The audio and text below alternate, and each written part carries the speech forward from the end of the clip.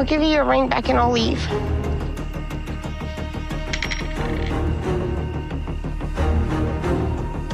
I can't tell him that. I can't tell him. You have to. I can't. He's never gonna forgive this. How is he gonna forgive that? She called me a liar. She called me a scammer. But she's the real scammer. One bad night did not wreck this relationship. One bad night exposed what this relationship was made of. Lisa hit rock bottom in the most humiliating way possible, and instead of ending the fantasy, the fallout made the whole situation look even darker. Because the nasty part is not only what happened in that bed, the nasty part is what happened after, and what Daniel chose to do with it. Welcome back, I'm Sabrine Rose, and if you live for messy relationship drama with the truth pulled all the way out into the light, subscribe and drop your take in the comments because this story gets uglier the longer you sit with it. Most people would hear a story like this and think the gross moment is the point. It is not. The point is that Lisa sees Daniel staying as proof of love, when in my opinion it looks more like tolerance with a motive attached. He is disgusted, shocked, and publicly embarrassed. But he is still there, still talking, still hovering, still acting like the deal is wounded, not dead. And that changes the whole mood of the story. Because once you strip away the romance talk, what do you see? You see a woman clinging to survival and calling it devotion. You see a man absorbing humiliation and acting like the prize at the end still matters. That is why this does not feel soft or sincere. It feels tense. It feels conditional. It feels like two people standing in a collapsing mess, each hoping the other one will not pull the plug first. The mess did not start when Lisa finally opened her mouth. The mess started long before that. Because Lisa does not tell the truth in one clean move. She tells it in layers. She gives the version least likely to blow up in her face, then watches Daniel's reaction, then decides how much more she can afford to reveal. That is not honesty. That is damage control dressed up as vulnerability. And that pattern changes the whole story. Because now the question is not did she lie? We already know she lied. The question is why she is confessing the way she is confessing. Is she trying to be honest, or is she trying to stay one step ahead of total collapse? Every time she speaks, it feels less like a full admission and more like a test balloon. She sends one up, checks the weather, then decides whether to risk the next one. That is why this story stops feeling random and starts feeling strategic. Lisa is not only scared of losing Daniel, she is scared of losing control over how the truth lands. So she trims it, softens it, delays the part most likely to set everything on fire. In her mind, telling some truth seems safer than telling all of it. But partial honesty has a dirty side effect. It keeps making the next confession worse. And that is where this turns from messy into dangerous. Because Daniel thinks the truth is finally arriving, while the audience can already see he is still standing at the front door of it. He thinks he is hearing the hard part. He is not. He thinks this confession is the explosion. It is not. This is only the beginner version, and the ugliest part of the fallout has not even started yet. Doc Daniel has every reason to be angry, and the script makes sure you feel that. He was lied to. He was blindsided. He is sitting there realizing that the woman in front of him has been feeding him truth in edited pieces, and now he has to wonder how much of the relationship was real in the first place. So no, his reaction is not coming out of nowhere. His outrage has receipts. But the script also does something smarter than simple hero versus villain drama. It refuses to hand Daniel a clean halo. Because the same man who is talking about shame, sin, family, and reputation is also the man who has already tolerated a shocking amount of chaos. Public humiliation did not send him running. Red flags did not send him running. A deeply uneven relationship did not send him running. So the audience starts asking a rough question. Are his morals rock solid, or do they only get loud when the dream on the other side of this mess starts to wobble? That is why his anger lands in two ways at once. On one level, he sounds like a betrayed man. On another, he sounds like someone panicking because his investment suddenly looks unstable. And that is where the tension gets better. Because if Daniel were only a victim, the story would be simpler, cleaner, easier. But he is not written that way. His hurt feels real, but so does the suspicion that he has been enduring all this because he still sees something to gain at the end. So now the audience is stuck with the question the script wants hanging in the air. If Daniel is truly done, if this crosses the line he keeps talking about, then why is he still close enough to keep the line moving? The ugliest shift in this story is not emotional. It is structural. At first, Lisa holds the advantage because she controls the truth. She decides what gets said, when it gets said, and how much damage each confession is allowed to do at one time. That gives her the lead even while she looks scared. When one person controls the facts, they control the tempo. And for a while, Lisa is managing the tempo like someone trying to stop a fire by opening one window at a time.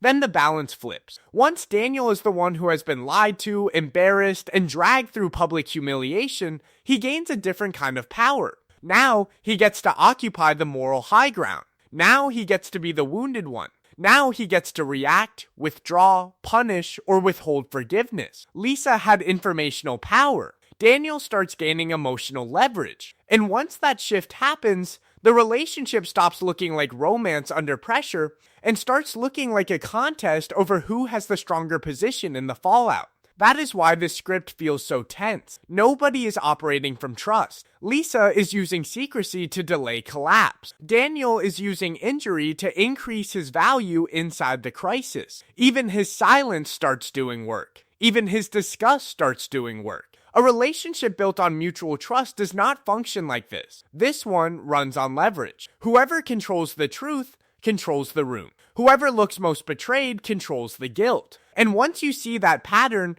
every scene gets darker, because the question stops being who loves harder and starts being who has the better hand. So strip away the romance language, strip away the apology, strip away the panic, and what are you left with? Two people trying to survive the same disaster by holding different forms of power over each other. Are they trying to love each other?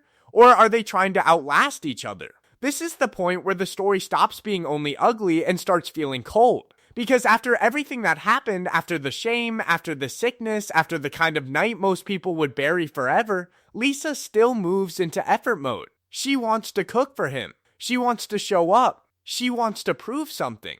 And on the surface, that lands like devotion. It looks like a woman trying to earn back trust through action. But look closer, and the balance feels off. She is the one who is sick. She is the one who is carrying the guilt. She is the one trying to recover from public embarrassment.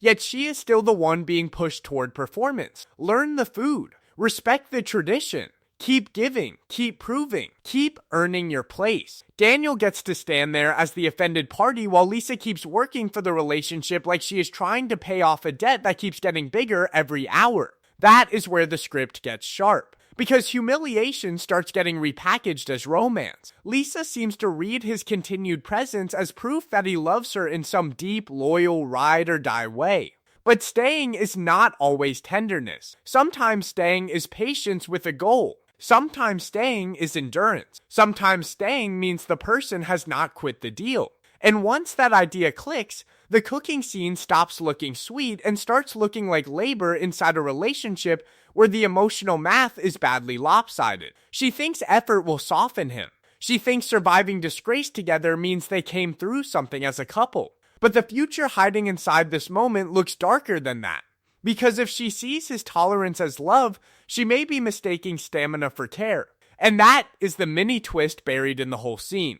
What Lisa thinks is proof of love may be the clearest proof of the deal. By the time this confession starts, the room does not feel calm. It feels crowded with everything Lisa still is not saying. That is what gives this scene its pressure. She is speaking, but she is not free. She is trapped between guilt and fear, and every sentence sounds like someone trying to release truth in the smallest dose possible without blowing up the whole night. So the tension does not come from one giant reveal. It comes from the spacing. One detail, a pause, one reaction, another detail, another pause. And with each step, the air gets tighter. Lisa does not look like someone clearing her conscience. She looks like someone being cornered by the facts she kept pushing down.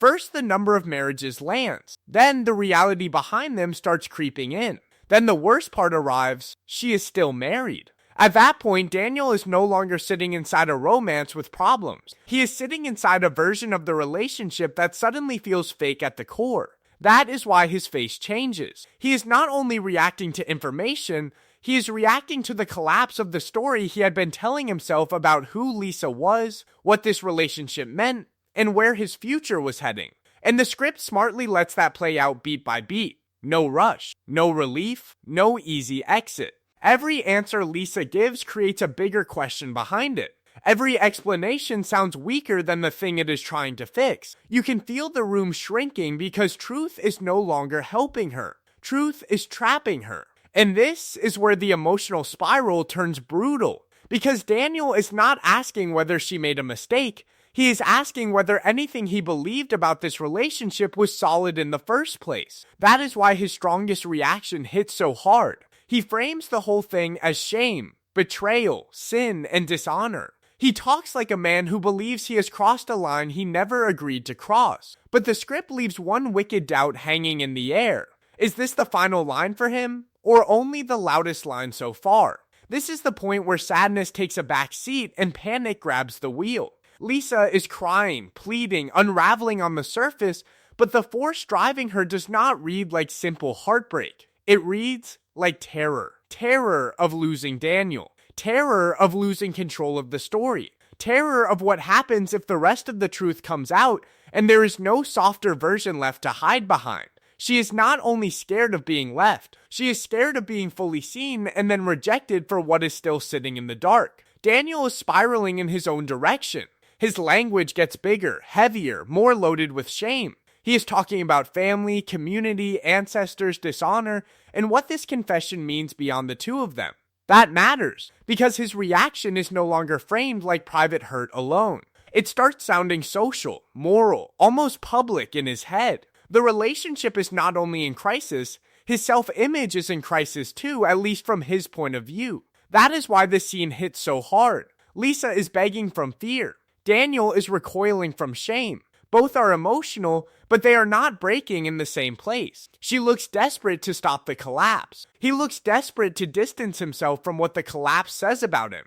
And the more intense the moment gets, the more obvious the central problem becomes. This is not a clean truth finally healing a broken relationship. This is partial truth making the damage worse. And that is the open loop hanging over the whole mess. After all these tears, all this shock, all this talk about betrayal, the full truth still has not even landed. And this is where the story stops being a scandal and turns into a live grenade. Because after all the crying, all the pleading, all the talk about finally telling the truth, Lisa still has not told the whole truth. She has told the part she thinks she might survive. She has not told the part that could blow the entire structure apart. That is why faith matters so much here. Faith is not reacting like someone still trapped inside the fantasy. She reacts like the person in the room who knows the difference between confession and edited confession. When Lisa says she told him about the marriages, Faith pushes on the obvious hole in that claim. No, you did not tell him everything.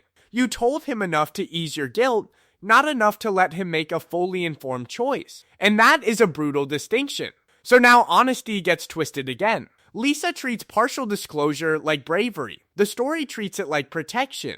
She keeps redefining truth in whatever shape gives her the best chance of keeping Daniel without facing the full cost of being known. That is why this section feels tense in a different way. The audience is no longer waiting to see whether Daniel is upset. He is already upset. The audience is waiting for the second shock, the one hidden behind the first one, the one still sitting there, loaded, while everyone acts like the main explosion already happened. And once you see that, the whole scene takes on a darker edge. The first confession was not the full collapse. It was the warning shot. The first confession was enough to shake him. The full one could end him or expose him. By this point, the clean hero versus villain reading falls apart. Lisa thinks she has the moral excuse of fear. She is scared, cornered, ashamed, and trying not to lose the relationship. That is the strongest case for her. But the problem is she keeps using fear to justify edited honesty, and once you start rationing truth to protect your outcome, your innocence starts looking shaky. Daniel has a case too. He was misled. He was embarrassed. He found out in public and in stages that the relationship he thought he was building came with terms he never agreed to. Fair enough. But his own position gets weaker every time he stays near a situation he claims is morally unbearable. If this is a line he cannot cross, why does he keep hovering around it like a man still pricing the consequences? That is why the script lands harder when you stop treating one person as the scammer and the other as the victim. In my opinion, this is a mutual scam with uneven emotional stakes. Lisa is trying to protect the bond by controlling information.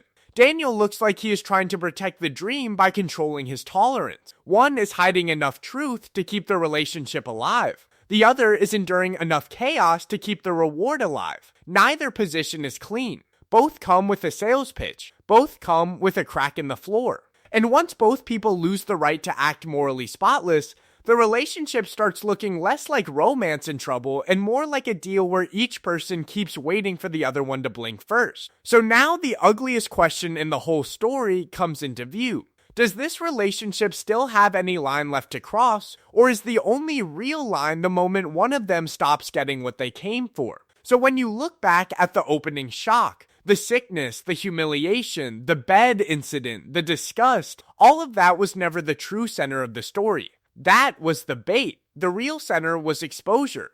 The gross moment grabbed attention, but the deeper damage came from what it revealed. Lisa did not lose control because one bad thing happened. She lost control because the bad thing stripped away the illusion and forced the relationship to show its wiring.